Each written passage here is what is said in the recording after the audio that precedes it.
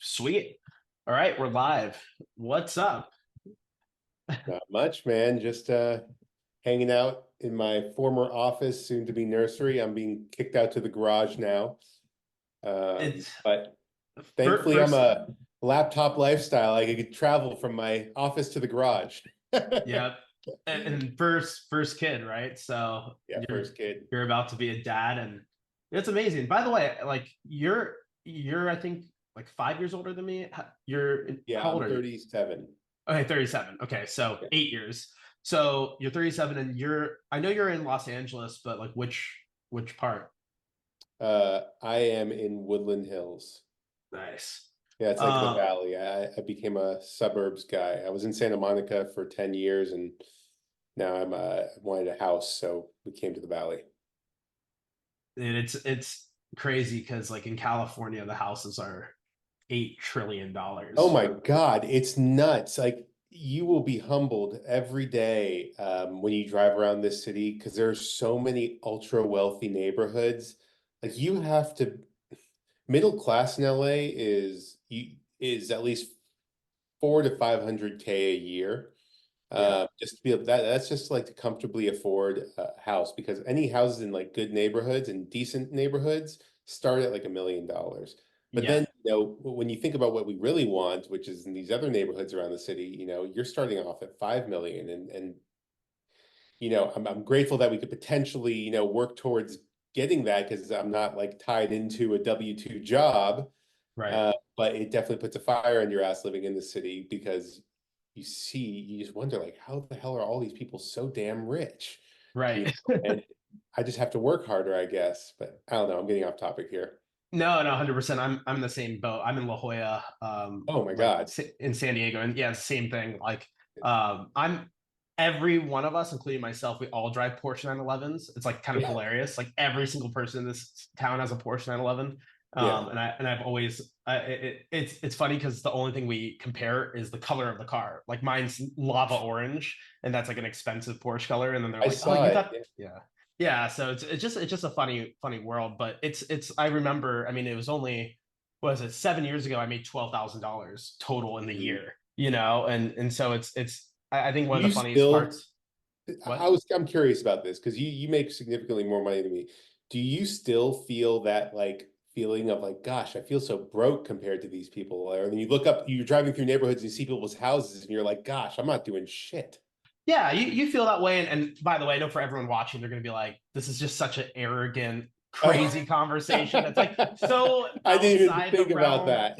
Yeah, like That's it so just sounds, true. but it's funny because in our Facebook group, and obviously all of our students, like for those of us who have been doing this for a few years, this is like a normal combo. I had this conversation with Nick the other day, where even he was like, "Did I feel so broke?" And he just bought a Lamborghini cash, right? Like, you kind Yeah. of get to this weird zone because what happens is that I think those of us who are business owners who are free can travel the world. You kind of have broken through the typical 9 to 5 job. You kind of enter this very small category of people, but they seem like they're unlimited amounts of people because when I, like, for example, when I go out, I'm usually going out Tuesday in the middle of the day. I don't have to wait till the weekend to go out, because Right. I work for myself. And so, who are the people when I go out to a nice restaurant on Tuesday for lunch? Well, all those people are also rich business owners, right? Right. And so you tend to get, and then what cities do we live in? We live in cities where there's Right. tends to be a lot of affluent people. So you just enter in this weird world where you think you're always, yeah, like you said, I definitely don't feel as rich as I'm supposed to be It- compared to like It's what but it's really but crazy yeah, because like it's I'm trying to like, well, I want to convey this to people who are watching, and it's like just 5 years ago I was working freelance in television, and I was lucky if I made 60K a year, and living in Santa Monica, California, that was not much money. I lived in a small apartment. I stumbled across this business model, and I landed my first client in month three, and now 5 years later, like I'm stressing if I make less than 250 in a year. That would be a stressful year for me. Not that my expenses have skyrocketed or anything, but that's like just a new standard you kind of pop up to. And I never thought I'd be playing in this ballpark. I didn't never even thought about it. And yes, having these conversations sounds like pretentious or something like that, but it's way more possible than you think. I can't believe I can't believe I own a house in LA. I had resigned myself to never owning a house in LA growing up because I didn't have any skills that I could potentially do that. But once I was red pilled into the business ownership world, and I saw like how you get rich is by, expanding and, by setting up systems where things are working on their own. And I am in, I think what I'm trying to say is like, I am in control of my own income. Before, I was waiting around for somebody to call me to give me the opportunity to work. Now, if I'm not making money, it's my fault because there are a million different things I now know how to do to bring in some money. I just have to pick up the phone, make some sales, build some sites, do whatever. It's up to me. And that's the difference is once you learn a few skill sets, you have the power to control how much money you make. It's the best part about being self-employed, and it's the worst part is that everything is your fault. Yes. You can't blame your boss anymore. You can't blame middle management or oh, it's because of this or that. It's like in business, it's everything falls on you. But yeah, one of the things I loved about the business model, to be honest, and this will bring a little bit of, I guess, humility and humanity back to this, which is, I think what drew me in when I went on this journey is the fact that when you help a small business owner, it's like a really meaningful difference you're making. When you help a small business owner like a little towing Oh, yeah. company or a tree care company or a roofer, you help them make an extra $5,000, $10,000 a month. They think you're the greatest thing since sliced bread. And I've had like handwritten postcards written to me. I've been invited to Thanksgivings in Oh, towns yeah. I have never even been to, and I think that story, and I've helped business owners buy homes. Like it's such a crazy universe that way, and so that's the stuff that gets me kind of really excited because I think to say what we're saying is like up to a certain point, money's great. When I was broke, when you were making 60 grand a year, when you get to a point where you don't have to worry about day-to-day bills and you can do nice things and you can take care of Right. your family and you're not paycheck to paycheck, Save you for hit this retirement, put right. money You away. all that almost at that point, the next bar up so high that's why we kind of feel numb a little bit. Like, Right. for me, when I decided finally, I used to drive a Nissan, even as someone who made a lot of money. I was trying to be really humble. And I just decided, you know what? I was like, I'm young enough where I don't have a wife and kids yet, and I really wanted a Porsche 911, and I got the Targa GTS, like the full send, with every option checked. I said, I know myself that I'm not doing this to brag. It's not on social media. No one knows I drive it. And I decided to do it, and it feels great. But really, I think to me, it's like it's more like a trophy of the journey that I've been on. Yeah. How crazy is it to me that I was in college 7 years ago, like not knowing what I want to do, just knowing that I did not want to do computer science, even though I was doing it because my parents kind of forced me to do it. Right, I have like very stereotypical Indian parents, right? So Yeah. they're like, you're going to do two things, you're either or three things. You can be a lawyer, a doctor, or an engineer. Yeah. And I was like, okay, I'll be an engineer, only because I thought, okay, at least on a computer, maybe I could work remotely. Right. That was like the Right. thought, and so which kind of worked out in my favor. But so for you, like you do you remember like at the time? So was there like a moment when you were working television? Because you used to work for like the same production company that did American Idol, right? If I'm not I've mistaken. I've worked for a bunch of different production companies. When you're free, I was mainly in the live event television niche, so I would work on shows like different award shows and specials and concerts, anything live, like game shows, talk shows, stuff like that. And when you're in that world, it's kind of like a niche group of people who work in that world, and you jump from production company to production company working on different shows throughout the year, and you kind of your goal is to do well on enough shows so throughout the year so that your following year you'll get called back to that same show. But it doesn't always work like that. Sometimes a new production company takes over the show and they hire their people, and then you get left in the dust. I mean, I would have periods where I wouldn't work for 3 to 4 to 6 months, and Wow. I literally would take unemployment. A lot of people in the entertainment industry file for unemployment, and it's not much. It's like $450 a week, and it only lasts like 6 months. Right. Um, and it was just I had become accustomed to it. It was normal for me. I worked in the industry for 10 years and I just kind of accepted like that's just how it is. I don't know how to get out of here. None of my skills translated to anything else. Like my TV skills didn't translate to any other anything else in a different industry or anything. So I felt kind of stuck. And I just spent stop me if I'm getting off topic here, but I No, this spent is great. the second so I did 10 years in TV, and around year 5, I kind of had some epiphanies and I started realizing like my career wasn't my identity. I had this chip on my shoulder for so much of my life that I wanted to like prove to the world that I could direct the Super Bowl halftime show one day and do all this stuff. And I kind of got over that. Something just happened and I got that chip off my shoulder. And I realized like, you know, my only purpose here is to provide for myself and my family and enjoy life the best I can. And my job is not who I am. I just have to hunt and bring in resources. And so around year 5 I started messing with different business models. I started day trading, which was good for me to learn about the investing world, but not a great way to bring in regular income. I did a year and a half. I would wake up every morning at 5 a.m. for the stock markets to open, and I'd be day trading for like the whole day and didn't do too well. Then I tried drop shipping for a bit, wasn't my thing. There's too many moving parts. And then I did a little bit of affiliate marketing, which I had a little bit of success in. But then I remember like when I gave up, the day I gave up day trading was really the significant day. I had taken a big loss and I uh I realized like I have to reset. This is not for me. And I sat down on the couch, took a week off, and one of those days during that week off, I was just scrolling through Facebook and saw an ad for this business model, and I signed up. And, I read the ad. It all made perfect sense to me. I mean, this business model makes it's so obvious. It's like, why haven't I thought of this before? And I took the plunge and signed up for the course, and it's the best decision I ever made because I had my first client within 3 months. To That's this day, he amazing. was my first client, still my client, because he's still getting jobs from it. I think the funniest thing for me is probably for you is I have clients that have now been with me, 7 years, 6 years, 5 years straight. And then the only time I have to call them is when their credit card declines because of Exactly. the expiration date. And Exactly. the payment declines. And at first you have that thought like, oh, did they change their card? And you're like, no, it's been like 6 years. It's only natural their card expired. And so Dude, that I'm at a those point where moments I are have like 80 clients now, and I complain about like the 20 credit cards that decline every month I have to chase down, but I don't even sometimes I go through my client list and I look back, I'm like, gosh, I haven't even spoken to this guy in 3 years.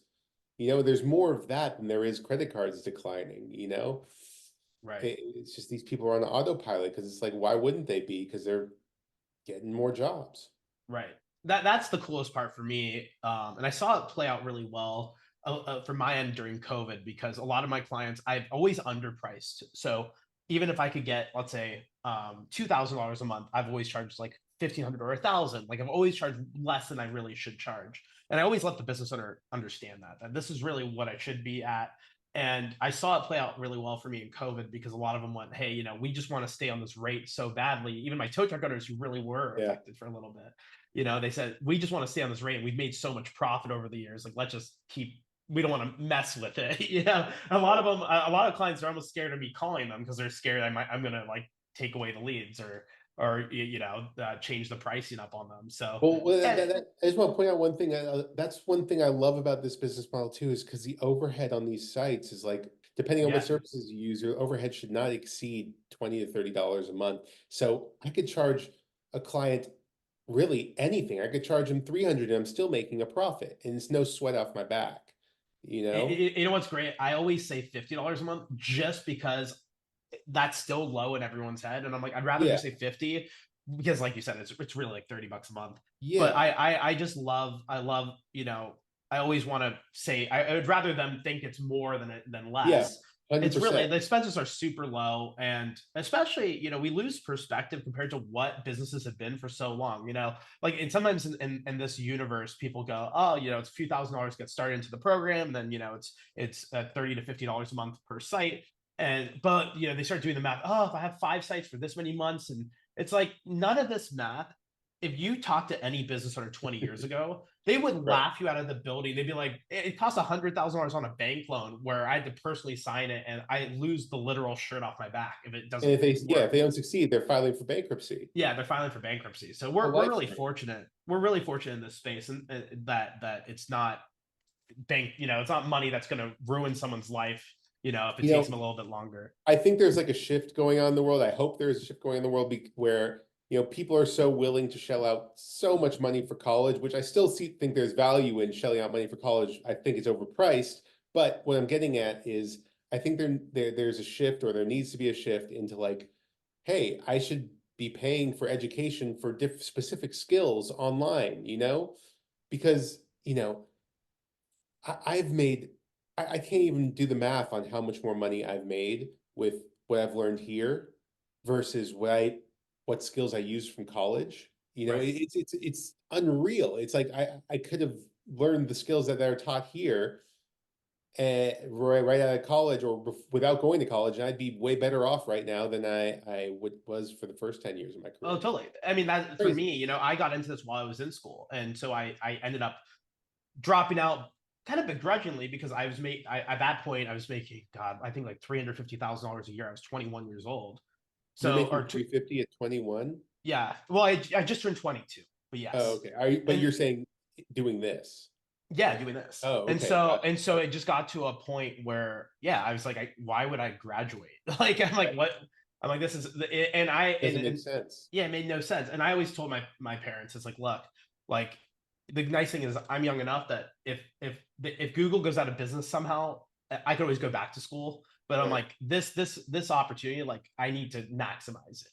Yeah. And we've been really blessed. It's for me, it's been like 7, 8 years running.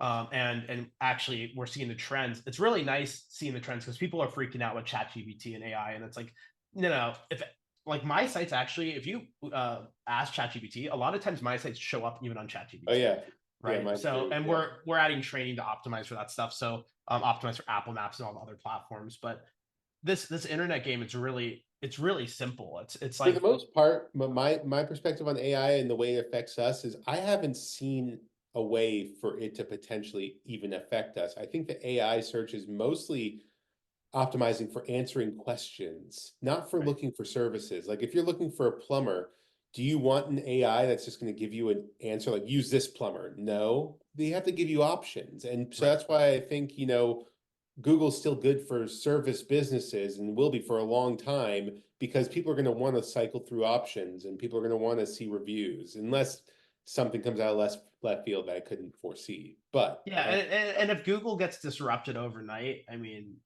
everyone's screwed. Like more than just us. Like there's probably like 10 million businesses across the oh globe yeah, that rely on that Google search ranking for oh yeah, whatever, right? Even the word weight good loss, point. right? Like everyone's getting screwed. So yeah, I see the longevity of it, and some things in life.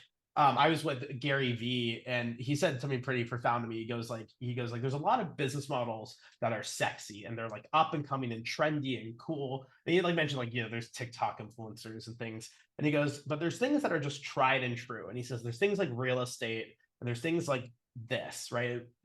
This universe we're in is like Google's always going to be there. It's going to be the thing that is reliable. Yeah, it's not as hot and flashy, but it's going to work and it's going to work over a long period of time. And it's something that you can depend on for your family. It's And the that's number one source for leads in any business. right. I've tried the Google ads, I've tried the Facebook ads. Nothing comes close to Google organic rankings. Right. Well, Yeah, and what's so nice is that small business owners think about most blue collar businesses.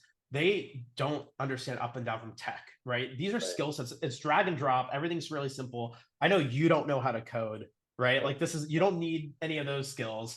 And it's just crazy. It's such a simple skill to learn. And there's a big difference between simple and easy, right? Like obviously building the discipline to build this business to the size you have or I have, or I probably have at this point a few hundred students at 6 figures plus a year.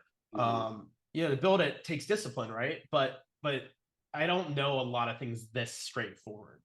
Yeah, I To mean, I've been in a few Facebook communities with different business models, and none of them have come close to the amount of wins I've seen in this one.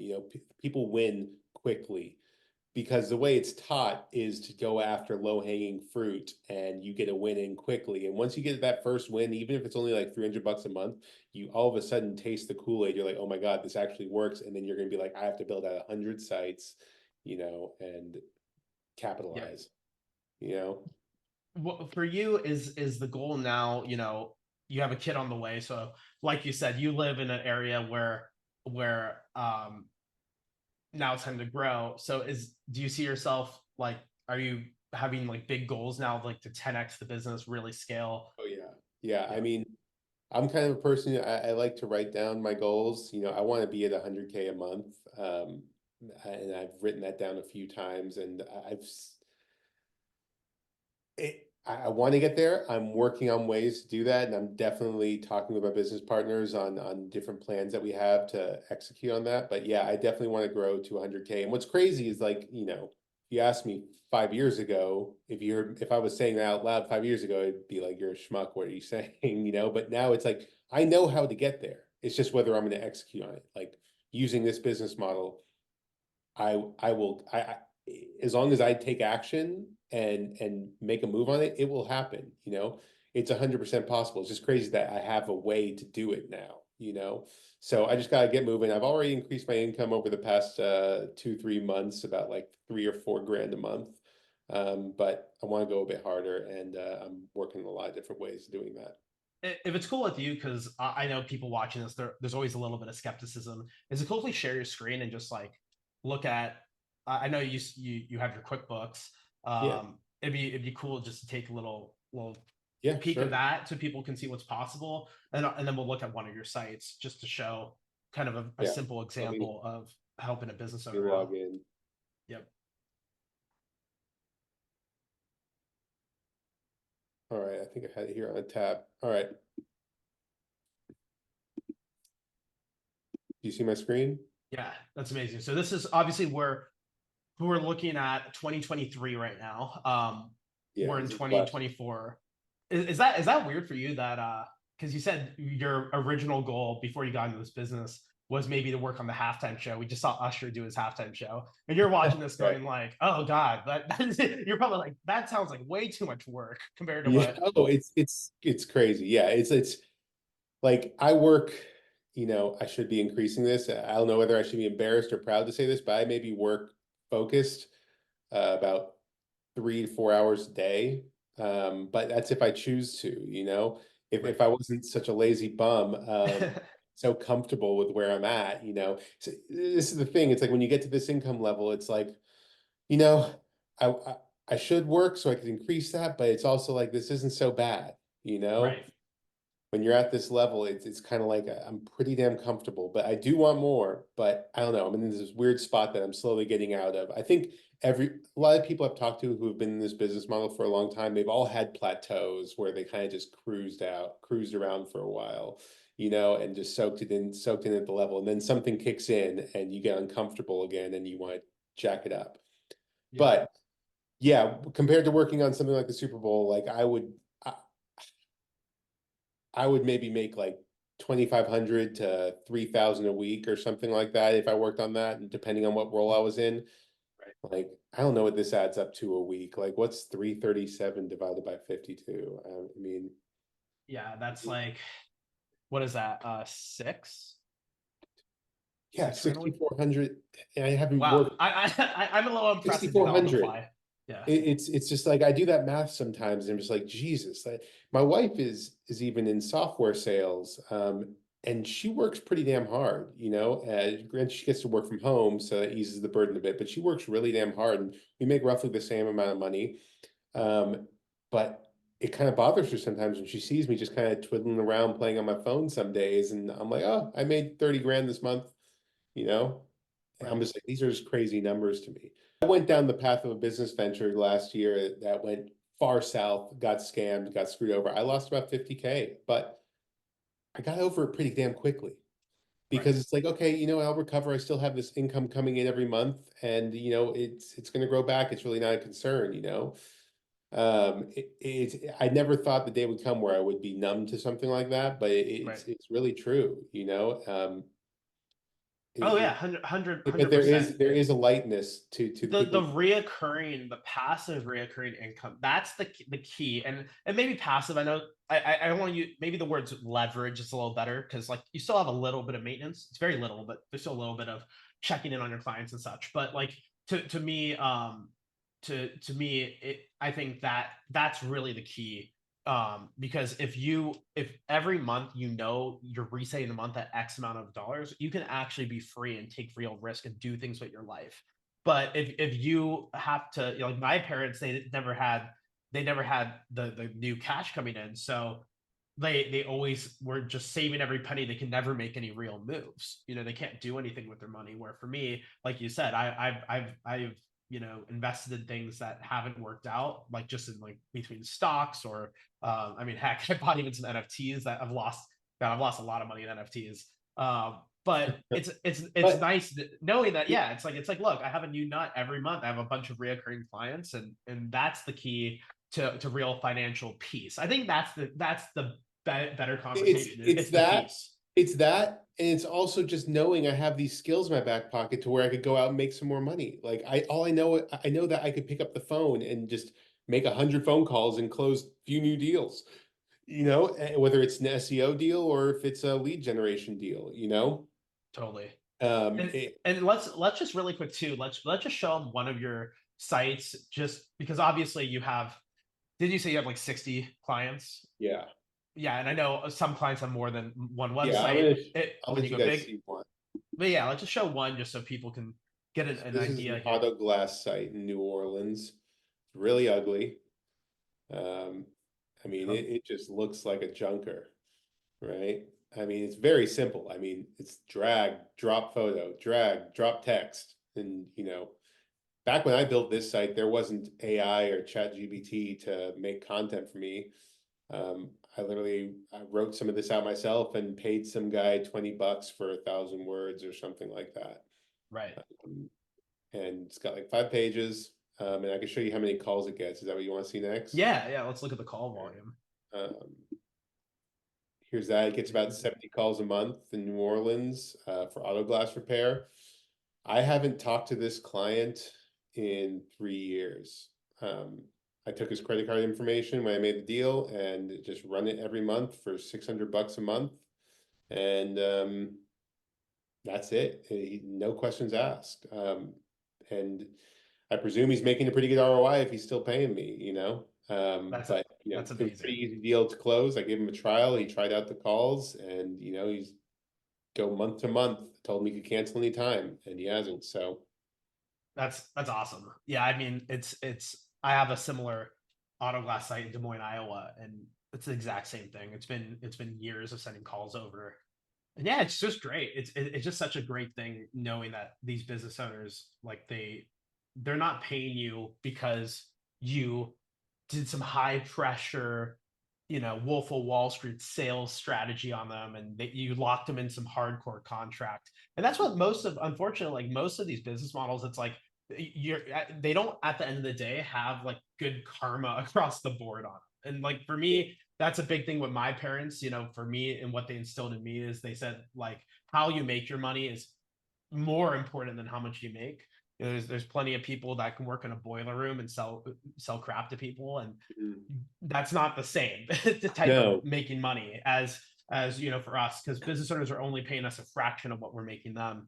And And when it so comes to the yeah, when it comes to this business model in sales, like I think a lot of people at the beginning get hung up thinking like they have this idea of what sales is, and they start calling people saying, "Hey, my name's John from superleadgenerators.com, and I want to know, how's your business flow going?" And they make it too formal. With this business model, you have a lot of leeway to where like I'm so casual on the sales calls. I just imagine I just see myself as like, hey, I'm just a guy who has a website that's getting some phone calls. I'd be kind of cool if somebody would be willing to pay me for those phone calls. So I call them up with that kind of personality. And I'm just like, hey man, I got this site getting a bunch of freaking phone calls for auto glass repair. Like, you're an auto glass repair business, right? You guys want some extra calls? Here, try it out for a week and maybe we can work out a deal at the end of 7 days. And it's just very person to person friendly, and they try out for 78 days and the leads sell themselves because they closed a few new jobs during those 7 days, and they're like, well, I want to keep this going. Right. And so you come to an agreement on some sort of deal, and boom, it's not like you're selling, $1 million SaaS software contract, Yeah, yeah. And a lot of my friends in the tech world do SaaS software, and they talk about how it's like these long sales cycles. Oh And it's yeah, like, well, we have all the leverage. It's like, do you want my leads or not? Because someone's right, getting them. It's either going to be you, Joe the plumber, or it's going to right, be Tim the plumber, or Jeff the plumber, or whatever, Susan the plumber. It's going to be some plumber is getting this, or some roofer is getting this, some tow truck owner is getting this. Is it going to be you or is it not? And right. that's I love the A to B ness of it. That's like, here's the offer. It makes sense. It makes sense for both of us. Take it or leave it. And Right.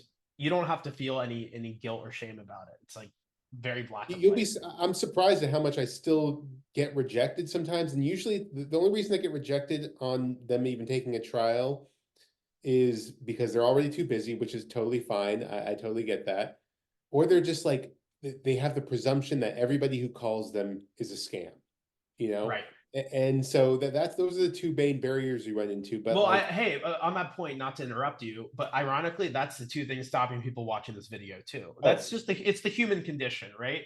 We think if anything, and I get it. Like I have a lot of empathy because from the outside looking in, this does sound ridiculously too good to be true, right? It just sounds well, it sounds insane. It it sounds sounds nuts. insane. A lot of the reason because it's not mainstream like drop shipping or affiliate marketing or all the other business models people are flooding your TikTok feed with. No, I don't know how this business model has gone under the radar for as long as it has. I'm happy it has. Yeah, and you know what I think it is? I have a theory on this, and tell Yeah. me maybe I'm wrong, but my theory is that because we actually net from our actual clients itself. Like obviously I sell a course. I've been teaching people this for 2 years now, a little over 2 years, but it's not like I don't need that to live to pay my bills. And Right. so a lot of the people like you're a great example of this. A lot of our students are great examples of this. Like they actually can live and do well on the business model itself. I think a lot of the reason why things like dropshipping have exploded is because really there's like 85 trillion dropshipping courses because Right. really that's where they're making their money. They're not most of those guys. I'm really curious how much money they're really making from the drop shipping itself. I doubt it's a lot, and I bet you it's so volatile that even if they had one good 20 grand month after all their expenses, because drop shipping they love to tout revenue, but they're usually making 10% of that, 10 to 20%.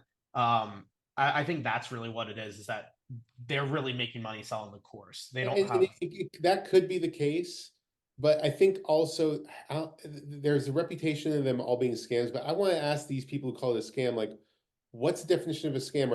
Are you going to join the course and the information is not going to be there that they promised? I mean, if the information's there, the strategy's there. I mean, yeah, there's a million different teachers on it, but just because you don't follow through on it and you're not successful with what they've taught you, then that's on you for the most part.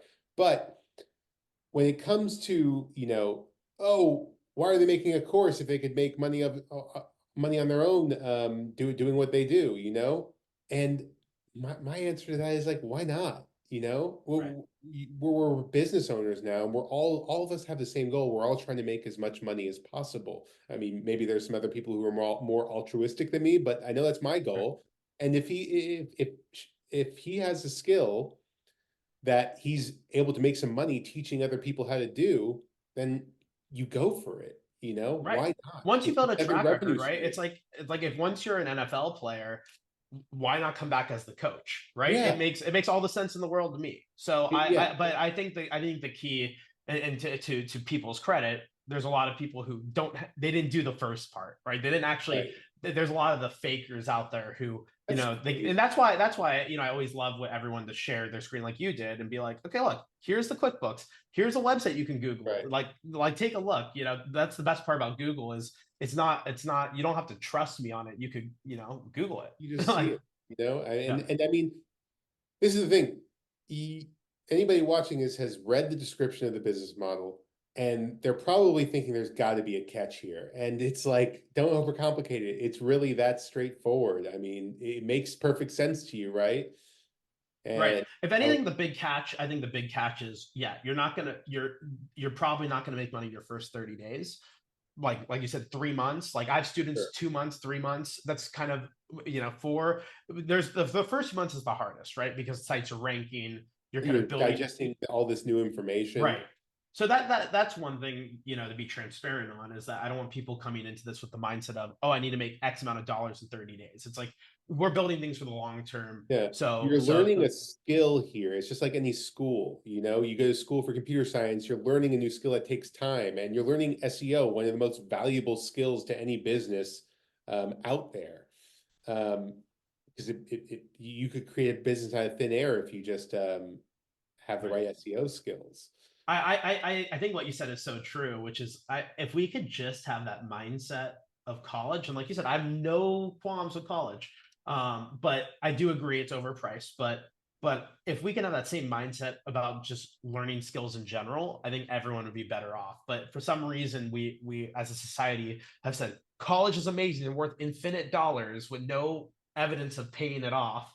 And then on this world, paying for this education at a fraction of the price, this is wrong. And I think it's kind of, you got to give the colleges credit. Whatever brainwashing they've done, is they've done a great job of it, of making them Sure. seem like 200 grand for a gender studies degree is somehow going to It's pencil out for crazy. you. It's Yeah. wild. It's wild. It's absolutely insane. And I mean, dude, I've spent 50 to 100 grand on different courses in the past 5 years, and even though not all of them were like big hits for me, I've learned something from all of them. And it's just investing in your education. This is what people mean by investing in yourself.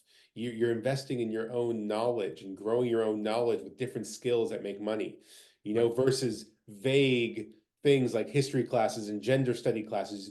Most of the courses you'll find online that you can find online are for specific skills that could generate income, right. So I see no problem spending money on those things. Love it. I guess we'll wrap up with, you have a kid on the way. Yeah. There's people watching this in all different walks of life. I always say, like, to be good in business, you have to at least have the ability to have a few months of rope. So if someone's like, if you're coming into this with a mindset of, I can't pay my mortgage in the next 30 days if this doesn't work, like, don't do it. I'm not here, like, I can't save you in 30 days. But my thing is if you can think a little longer term, and you're looking at where do you want to be a year from now, 2, 3, 4, 5, knowing that, let's say, like, your first client's in a few months, and you kind of start stacking on the skill and you start getting the hang of it. I obviously recommend people to build things that build income streams, especially reoccurring income. But what advice you would give, like, was maybe even advice to your younger self? I don't know if you felt like you still joined kind of late to the entrepreneurial game, because I guess you're in your 30s. Like, what would you tell your let's say 18-year-old self? My younger self was in the classic mindset of, chase your passions and chase your dreams and stuff, which I don't want to shut that down completely, but I think a lot of people, as you get older, and lots of people who did chase their passions and are in those industries, you start to realize money has a big effect on your peace of mind, and not necessarily happiness, but your mental, like, feeling of safety and security, and that's huge. And I think I would have told my younger self to focus on higher earning skills for the least amount of time that you'd have to put in, and I think I would have enjoyed a lot more of my 20s or something. But I'm just so grateful I discovered it later at some point in life and started focusing on something that could actually, you know, give me the financial stability. Everybody kind of reaches that point in their life, I think, where it's just like, at the end of the day, I need money, Right. and selling art at Venice Beach, even though it's your passion, you're still gonna be living with, like, oh fuck, the rent's due, you Yeah, I know? have a great. I actually have a story I've never shared on this. So as a kid, my love's always been piano. There's a reason why there's a piano right behind me. And I'm pretty good. As a kid, I like would win national concerts and things like that. And when I looked up, I forgot how old I was. Maybe I was 12 or 13. And I looked up how much a concert pianist makes, and oh, there's no money in music. Yeah. And that was when the shift happened for me. And now, what's great is when you have, so I think to your point, it's not about getting rid of your passions and dreams, but I had that realization at 12 years old that, look, if I followed my passion, well, I'm the sacrifices I'm going to go live in, I'm going to live in basically a tent the rest of my life and live impoverished the rest of my life. And and that actually comes with a lot of misery. What I'd rather do is set myself up financially, and if I can have time freedom or some leverage, which this business is the reason why I went down this path, it offers that. Now I can play piano and enjoy it. And it's they Exactly. always say too, if you really want to hate yourself, follow your passion, because whatever you love, once it becomes a job that you're forced to do because you need the money, you're going to hate it. So like when I play piano, it's nice that I play what I want, and it's an enjoyable experience for me. I'm not like, forced to do it for work. And so it's actually so funny. So that I kind of forgot as a kid, like that I always wanted to be a piano player, and I did the math on it, and then went, nope, there's no money in that. So There are people who I used to work with in my previous industry who I've seen actually go off to do a lot of the things that I dreamed of doing, And typically you'd think that would cause a lot of envy in me and like, resentment and just kind of jealousy in general. But I don't feel any of it anymore because I have so much time freedom. I get to be home with my dogs and my wife every day, and I make a really good income. Sure, if I started becoming a live TV director, I'd maybe be making like multi-millions a year, but you know how much work I'd be putting in? Like, I would rather be where I'm at right now, where I have the time freedom, than working 20-hour days, 7 days a week, high pressure, interacting with people on a daily basis I don't want to interact with, even if it was paying me several $1 million. totally. It's like I've spoken to the director of the Olympics opening ceremonies before. I've talked with him. I went up to him one time. I was like, "Man, that's amazing. You're going to be directing the opening ceremonies this year, right? It's a pretty big deal. Congratulations." He's like, it's a shit way to make a living. Wow. Like this guy is making millions, and Right. he's doing one of the most unbelievable. He's directing one of the most unbelievable events in the world, and he's still saying it's a shit way to make a living. Right. Yeah, that was a big eye opener for me because I was like, "Fuck, you know, I could reach my goal. I could spend all these years trying to reach my goals, and I'm still miserable." Getting all Time those free. person. I think the point is Yeah. time freedom trumps all. Right. Time Oh time yeah, freedom trumps all. time freedom trumps all, because time is the only thing in life you don't get back. No. It's the everything is, and which goes back to, hopefully, in the beginning when we were saying something that sounds kind of insane, which is like, oh, how do you feel at, million, like for me, I'm at 7 figures a year, like don't you still feel broke? And I'm like, well, I'm in La Jolla with a bunch of rich people, like yeah, I feel like Yeah. I feel like there's infinite money, I feel like Right. you need to make like $3 trillion a year to not feel like you're broke. But on that same wavelength, I think where I feel incredibly rich is the time. Is Time. that's where I beat Most of your most neighbors people. work way more hours than you. Oh, they can't believe it. They can't believe it. They always tell me, they're like, why? I always see you like leaving, just throughout the day at these weird hours, and I'm like, yeah, I don't have a like a traditional job. I don't work for anyone. I'm self-employed, Right. and that gets to a lot of them, because a lot of them in La Jolla, most people here are lawyers and neurosurgeons and Right. doctors, and they have crazy schedules, right? So that's the real payoff, and I'm very blessed, and we're very blessed to be in an industry So where lucky I we have stumbled that. across that ad. Just like I think about that all the time. Just accidentally stumbled across an ad that changed my life forever. Yeah. Amazing. Well, thank you so much. I really appreciate it. And congrats on your about to be a father. So best of luck Thank on you. that. And Thank you. when your kid is old enough to say his first words, or he or she says their first words, we're gonna get them into this business model and There get we them go. the youngest ranking website person. We'll work on that. But yeah, thank you so much. Yeah, no problem. See ya.